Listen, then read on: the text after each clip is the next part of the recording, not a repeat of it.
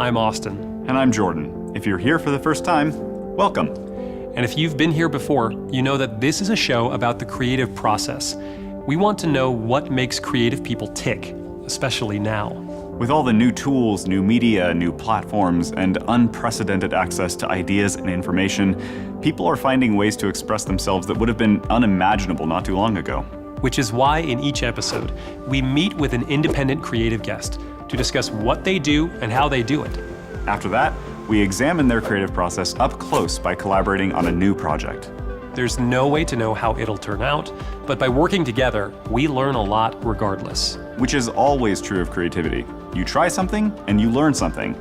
And at the end of the episode, we'll give you something to try, a specific creative challenge based on the stuff we learn with our guest. And today, that guest is Eric Mesplé. I'm originally from Colorado. I grew up in a very small town called Berthoud. There was probably about 4,000 people in the town. It was a very small, farming community. My parents exposed me to lots of art and both pushed any of the children to really pursue things that they thought were interesting for themselves. My parents were both very supportive of doing whatever I wanted to do on the creative side. I could draw and paint on anything and explore, destroy, create. They let me completely destroy the backyard. I made all these different canals with different things that would turn and spin and fill up and then trigger something else. And, kind of like a Rube Goldberg machine, but the whole backyard. And my father never cared as long as, I was doing things that he thought were beneficial. I got my bachelor's in sculpture and mixed media. I took a couple years off trying to figure out what I was exactly doing, and at that time I was just still doing sculptures for other people, and I finally decided to go back to grad school. I ended up getting a Master's of Science in Art, Computer Science, and Engineering. So that's actually what brought me here to California. So you have formal training in art, in metallurgy, and in computer science. Yeah. I didn't know that part. Yeah. All of these play a part in your work. Totally. This piece is called ferroflexion pool, and what it is there are 320 electromagnets I built, and there's a camera tracking system, and it looks at a plane right here, and it just turns magnets on and off and makes a very, very 8-bit, kind of silhouette of yourself in real time. I can see your arms. Yeah, exactly. So no one's ever really seen, fluid move like this and react, and this is what I wanted. It's so interactive. You see it, you want to do things with it. Yeah, I've seen people dance in front of it. I've seen, people do that, the high five game, back and forth. I've even seen some guys do some tricks in front of it with a skateboard and stuff. Yeah, so Austin, high five me. 1, 2, 3. There you go. Yeah. The piece that we're going to be working on, we're going to be making an articulated arm of some kind? Yes. So I've decided that making a very large eyeball will be awesome. The large sphere will be the iris. The fluid will be the pupil. Now that we can have the fluid jump, it'll jump up onto the bottom of the iris, make the pupil and tip up and move around, and it'll actually be able to focus on specific people in a room and do its thing. We are going to start building this articulated arm, right, Eric? Yes. Yep. So I'm going to put you guys on the mill, working on, machining some plastic parts. And I think it's probably a good thing to start with. And I'll be working on some of the other machines and getting some of the other components and stuff ready to go. Cool. So, I'm sure there's going to be questions. We can interrupt whenever we need. You can interrupt me whenever you need me to. And yeah, that's fine. It's fine. Yeah, we can do this.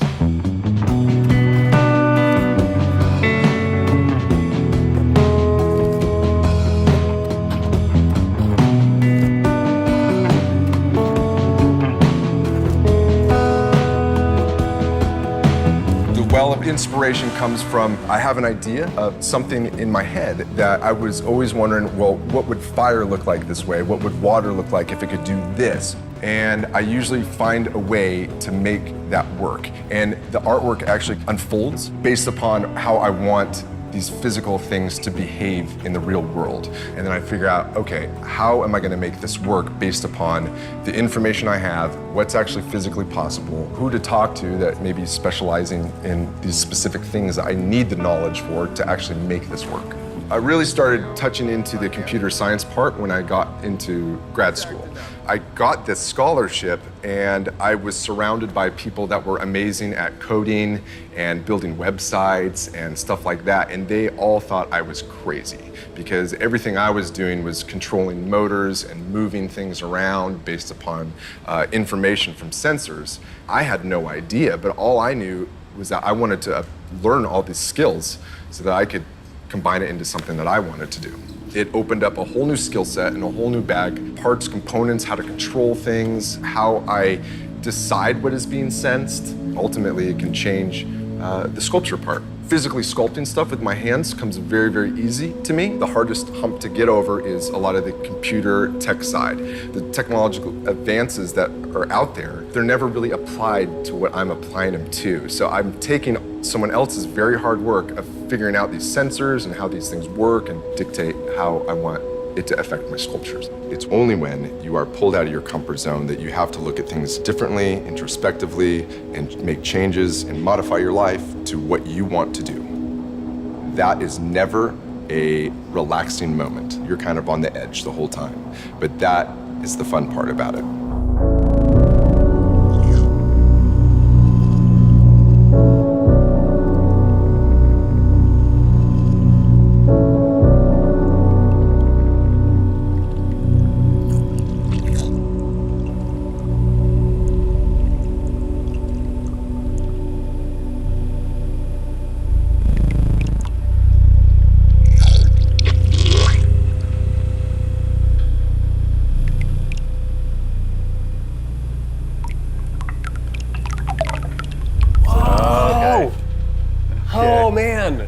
Oh my gosh, I've seen video of this a million times, but it's so different seeing it IRL. Oh man. Shut up. Play with it. Cow. Gosh, that is wild, amazing. Eric. That is amazing. I didn't expect the sound that it's making. I can hear the fluid. This is the more recent piece I've done called Killing Time. There is a very large electromagnet inside this top glass piece. I made a specific shaped piece of steel that runs through the cast skull I made. When that charges up, it actually pulls the fluid from the bottom part of the hourglass into the mouth of the skull. I feel like it kind of means two things. There's only so much time every individual has here, and you better be doing what you need to be doing during that time, otherwise you're just kind of killing your time. For me, I have felt like I've known exactly what I wanted to do. Time has been a battle for me because I felt like I've had to do all these other things to get what I want to do. So it's like I'm kind of killing time to get to the moment of I'm able to actually achieve and build and create the things I want to create. So given what we've accomplished today, how do you feel like we're doing in the scope of the overall project? I think we're doing good. I mean, this is a complicated piece, and whether or not we get the motors articulating everything that we want in time, I don't know, but we'll at least have the mechanism up and doing what it needs to be doing. So we're on a good path, but these things do take time, and there's a lot to them. Cool. Having people experience what it takes to actually produce these things, I feel like is quite valuable. You guys have a great idea of what it takes to complete pieces like this, It's certainly been instructive to be here and to see how many different skills, different disciplines, all the training that goes into this. You've been doing this for over 20 years. You must have been learning new skills that entire time, because I don't know how else you learn machining and welding and sculpture and lost wax fabrication techniques that we can't begin to touch in our few days with you. I always learn just enough to complete the project I need. And then every project is different. There is still a learning curve on every single thing I do. The plan was that Eric would keep working on the giant eyeball over the next 2 months, but then he got the opportunity to show Killing Time at 2 art shows, including the Scope Miami Beach International Art Fair. There was no way he could pass that up, and he needed the time to prepare.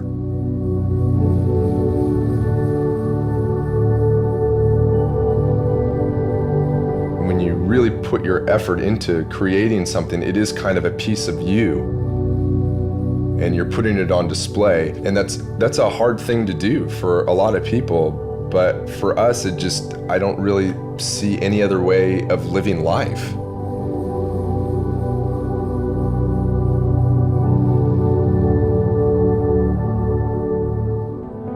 Well, that did not go exactly as I expected. No, it did not. Eric's work takes a really, really long time. Yeah, and a ton of knowledge and skill. But that's true of so many different kinds of art. Feature films, novels, musical albums, or, as it turns out, elaborate art installations that take advantage of complex magnetic structures and ferrofluid. Seriously. But here's the thing, I learned so much. Yeah, me too. We got to peek behind the curtain and see how the magic works. So even though we didn't end up helping Eric get his next huge project done, I still feel successful. Totally. And seeing into that world and showing you how a guy like that works, that's the whole point. Time for the challenge? Time for the challenge. We want you to find an expert in some kind of art that impresses you. Go and learn from them. And then find a way to share that experience with us. It could be a picture, a video, whatever. Hashtag it TNC My Mentor. If we like it, we'll share it too. Until next time, remember, don't just watch stuff, make stuff.